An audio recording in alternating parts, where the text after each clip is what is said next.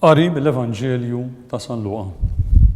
F'dak iż-żmien xi ħadd mill-folla qal lil Ġesu: Mallem, ejt il-ħija jaqsam miegħi l-wirt. Ħabib, wieġbu Ġesu, min qed nimħallef fuqkom, jew min qabbadni inqasmilkom il-ġid bejnietkom. Imbagħad qal lin-nies: iftħu għajnejkom u ħarsu rwieħkom minn kull reba. Għax imqar jekk wieħed ikollu bir-radam, ġidu mhux se jserraħlu rasu minn ħajtu. U qalilhom parabbola.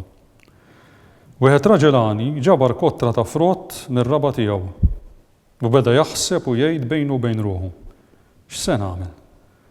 Għax dal-frott kollu m'għandix fejn aħżnu.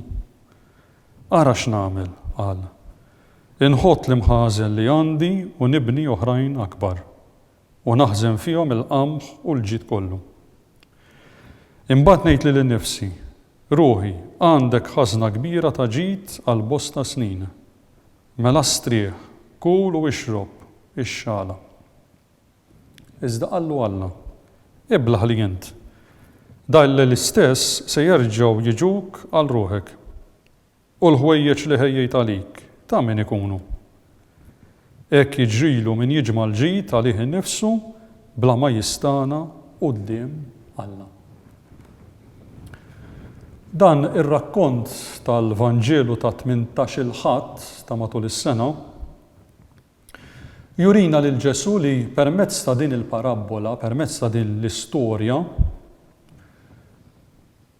kif aħna għandna nużaw il-ġid materjali li wara kollox jipprovdilna il-mulej innifsu. Ġesu jiġbdilna l-attenzjoni biex noqogħdu attenti mir-reba li dejjem inrekknu u nkabru l-ġid tagħna sempliċement biex ikonna iktar minn ħadd ieħor. Il-parabbola li jirrakkonta Ġesu f'dan il-ħadd li hija l-parabbola tar-raġelani hija twissija biex il-ġid li għandna nużawh tajjeb. Irridu noqogħdu attenti li l-ġid materjali ma jsirx alla fals tagħna. Fil-fatt, f'test ieħor tal-Vanġelu, Ġesu jgħidilna noqogħdu attenti għax ma tistgħux taqdu lill-Alla u lill-flus. Fil-parabbola Alla lil dak ir-raġelani jgħidlu: iblaħ li int, dal-lejl stess se jerġgħu jiġuk għal ruħek.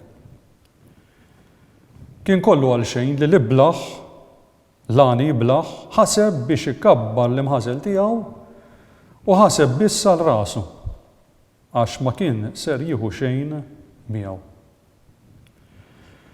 Ġesu għalhekk iwissina biex infadlu għalina teżori li ma jispiċċawx. Il-ġid li għandna lek irridu nużaw tajjeb. U fuq kollox nagħmlu atti ta' karità li ser insibuhom wara mewtna. Il-paċi magħhom.